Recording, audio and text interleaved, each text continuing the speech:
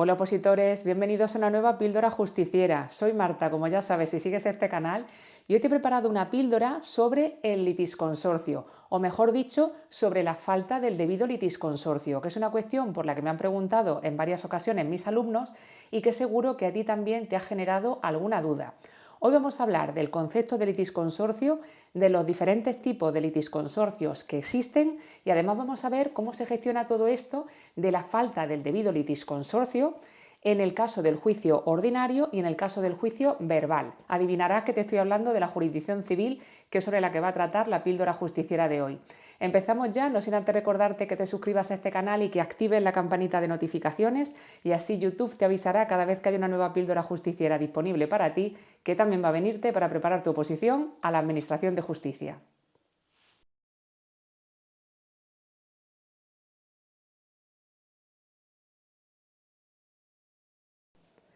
Vamos a empezar con el concepto de litisconsorcio. Cuando estudiamos la ley de enjuiciamiento civil, sabemos que existe una parte demandante y una parte demandada en todos los procedimientos judiciales. Habrá una parte demandante, que es la que reclama, la que considera que tiene una serie de derechos, y habrá una parte demandada, que es frente a quien la parte demandante dirige su demanda. Pues bien, esta parte demandante y esta parte demandada no necesariamente tienen que estar constituidas por un solo individuo o por una sola empresa, sino que podría ocurrir que tanto la parte demandante como la parte demandada estuvieran constituidas por una pluralidad de individuos. Una vez aclarado esto, nos costará mucho menos entender los diferentes tipos de litisconsorcios que existen. Hablamos de litisconsorcio activo cuando donde se produce esa pluralidad es en la parte demandante. Cuando existen varios demandantes, hablamos de litisconsorcio activo. Cuando son varios los demandados, cuando donde existe esa pluralidad de partes es en la parte demandada, hablamos de litisconsorcio pasivo. Y en aquellos casos en los que exista una pluralidad de individuos, tanto en la parte demandante como en la parte demandada, hablamos de litisconsorcio mixto. Un ejemplo para que entendamos mejor esto del litisconsorcio activo, es decir, esa pluralidad que se daría en la parte demandante, sería el caso de diferentes consumidores que han tenido un problema con una empresa y deciden demandar a esa empresa. Existen diferentes consumidores demandando al mismo demandado. En este caso sería a una empresa que ha podido producirles algún daño, que les ha podido ofrecer un producto defectuoso, con la que no están de acuerdo, por ejemplo, con su política de devolución, el caso que sea. La cuestión es que existen diferentes consumidores, que serían los demandantes, demandando al mismo demandado, que sería en este caso la empresa que les ha dado problemas a todos estos consumidores. Pues en ese caso, esa pluralidad de demandantes constituiría lo que llamamos un litisconsorcio activo. Existe una pluralidad de individuos que constituyen la parte demandante en ese procedimiento judicial. Y para que entendamos mejor el litisconsorcio pasivo, es decir, el hecho de que haya una pluralidad de individuos demandados, nos podemos poner en la situación de que un demandante decida demandar a varios demandados porque estos demandados le han producido una serie de daños en una acción conjunta y tiene que demandarlos a todos. Imaginémonos una pelea, imaginémonos un daño económico producido por diferentes individuos. Pues en ese caso tendríamos un demandante afectado por distintas personas que las demanda a todas ellas y por tanto en este caso la parte demandada es la que está constituida por una pluralidad de individuos. Cuando tenemos esa pluralidad de individuos conformando la parte demandada, hablaríamos de litisconsorcio pasivo. Y hablando de los diferentes tipos de litisconsorcios que existen, también quiero marcarte la diferencia que existe entre el litisconsorcio necesario y el litisconsorcio voluntario. Si quieres saber más de todo esto, te invito mucho a que consultes el artículo 12 de la Ley de Enjuiciamiento Civil, aunque por supuesto te recomiendo que lo mires cuando hayas terminado de ver esta píldora justiciera para no perder el hilo de lo que te estoy contando. El artículo 12.1 de la Ley de Enjuiciamiento Civil se refiere al litisconsorcio voluntario y es que nos dice que podrá constituirse en aquellos casos en que las diferentes acciones provengan del mismo título o causa de pedir. Es decir, lo plantea como una posibilidad, como un litisconsorcio que voluntariamente, si se cree oportuno, se podría constituir, pero de manera, digamos, voluntaria. Un ejemplo para que entendieras todo esto sería el caso que te planteaba antes con los consumidores que han tenido un determinado problema con una determinada empresa. Imaginémonos un conjunto de consumidores que han tenido problemas con un producto defectuoso de una empresa o que no están de acuerdo todos ellos, por ejemplo, con la política de devolución de productos que tiene esa empresa. Pues bien, en este caso podría ocurrir que esos diferentes consumidores demandaran a la misma empresa y que cada uno tuviera su demanda y su procedimiento judicial. Pero también podría ocurrir que todos esos consumidores constituyeran un litisconsorcio, en este caso sería un litisconsorcio activo, porque donde habría una pluralidad de individuos sería la parte demandante, y que todos ellos conjuntamente demandaran a la misma empresa. En este caso, puesto que todo deviene de la misma causa de pedir, puesto que estamos hablando de una serie de consumidores que todos ellos tienen el mismo problema con la misma empresa, se podría plantear este litisconsorcio, pero en cualquier caso estamos hablando de algo que es voluntario. Frente a este litisconsorcio voluntario, el artículo 12.2 de la Ley de Enjuiciamiento Civil se refiere al litisconsorcio necesario, es decir, a ese litisconsorcio que sería preciso constituir para que la tutela judicial que se pretende se pueda hacer efectiva, porque si no sería imposible que se pudiera hacer efectivo aquello que pretende la parte demandante. Para que lo entendamos con un ejemplo, supongamos que alguien nos debe dinero y ese alguien fallece y tiene una serie de herederos que han cobrado esa herencia y nosotros no sabemos a quién corresponde que nos pague, porque los bienes de ese difunto, que era quien nos debía dinero a nosotros, han sido repartidos entre sus diferentes herederos. Pues quizá en este caso podría ser razonable y podría resultar un litisconsorcio necesario de demandar a todos esos herederos, puesto que el demandante no sabe cuál de ellos le tiene que pagar. Sabemos que hay una serie de bienes de ese difunto que han sido repartidos, sabemos que en respuesta a nuestra deuda se nos tendría que pagar con el dinero de esa herencia, pero no sabemos exactamente de todos esos herederos quién es el que nos tiene que abonar lo que nos debía el difunto, o a lo mejor resulta que lo tienen que abonar entre todos porque se tiene que prorratear esa deuda y que entre todos los herederos se me pague lo que se me debe. Así que en este caso podríamos estar ante una situación de litisconsorcio necesario, donde no es opcional que se constituya este litisconsorcio, sino que sería necesario para que se pueda hacer efectiva la tutela que pretendemos. Bueno, pues ahora que ya tenéis más claro el concepto del litisconsorcio y los diferentes tipos de litisconsorcios que existen, ha llegado el momento de que nos adentremos en la duda que tenían algunos de mis alumnos que me preguntaban por la falta del debido litisconsorcio. Primero quiero ponerte un poquito en contexto qué es esto de la falta del debido litisconsorcio. En los procedimientos declarativos que estudiamos en la Ley de Enjuiciamiento Civil, cuando estudiamos el ordinario y el verbal, sabemos que antes de entrar en materia, antes de entrar a cuestiones que tengan que ver con los hechos, con la prueba, lo primero que se hace es estudiar todas aquellas cuestiones que puedan obstar a la válida prosecución y término del procedimiento mediante sentencias sobre el fondo. Pues bien, una de estas cuestiones es la falta del debido litisconsorcio.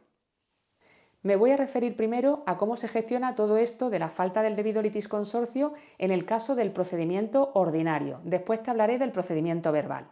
En el caso del procedimiento ordinario, recapitulando un poco para que no te pierdas, ya sabes que existe una audiencia previa y un acto de juicio. Existen dos momentos diferentes en que las partes se van a ver, a diferencia del juicio verbal, donde solamente existe el acto del juicio y no existe audiencia previa. Pues bien, en la audiencia previa del juicio ordinario, lo primero que se hace es ver si las partes han alcanzado un acuerdo o si subsiste el litigio, es decir, si hay posibilidad de que el asunto se concilie o si es necesario continuar.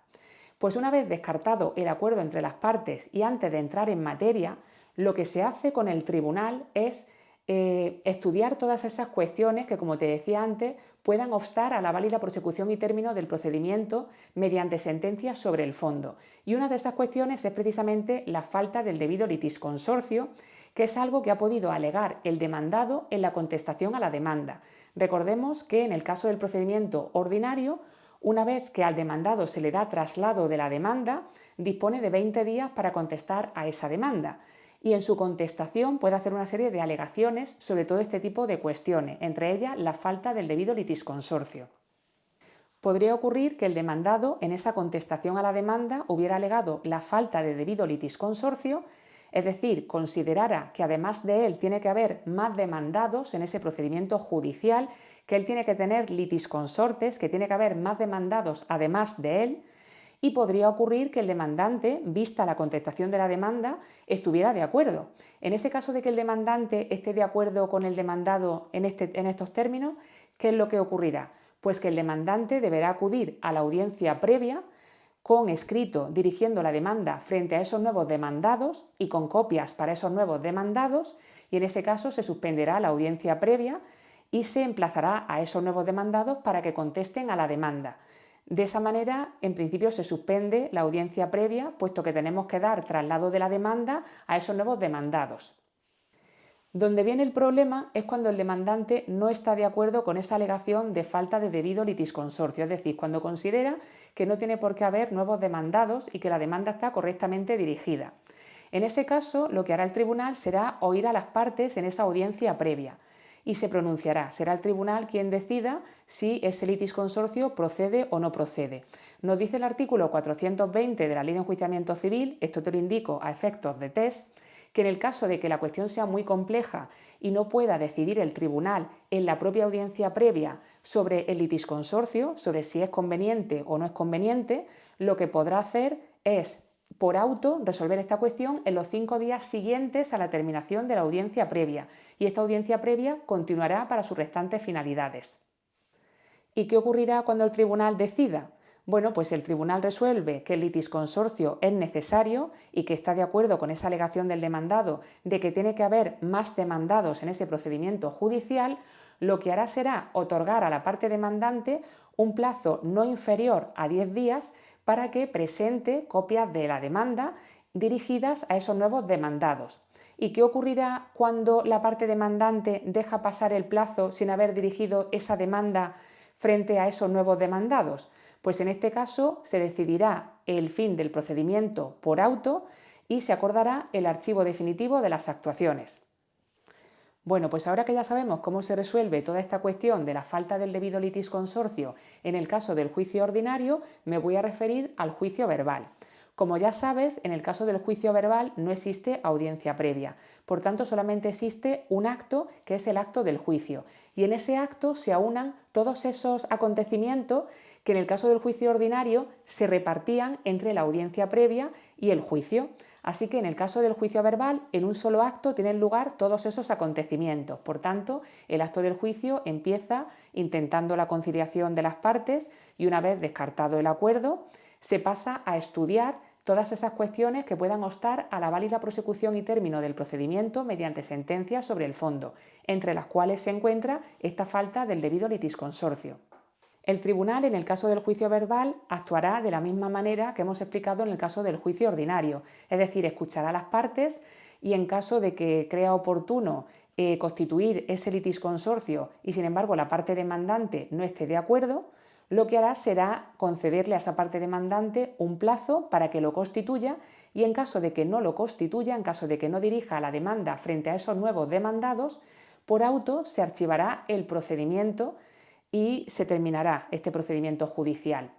Sí que me gustaría que estuvieras atento a una cuestión importante y es que en caso de que se abra un plazo para esos nuevos demandados para contestar a esa demanda, en este caso sería de 10 días y no de 20 días. Este detalle es importante porque recuerda que el plazo de contestación a la demanda es diferente en el procedimiento ordinario y en el verbal. Mientras que en el procedimiento ordinario se cuenta con 20 días para contestar a la demanda, en el caso del juicio verbal el plazo de contestación a la demanda es de 10 días. Por tanto, la forma de proceder en esto de la falta del debido litisconsorcio es la misma, pero el plazo que se otorgaría a los nuevos demandados para la contestación a la demanda, en el caso del juicio verbal, sería de 10 días y no de 20.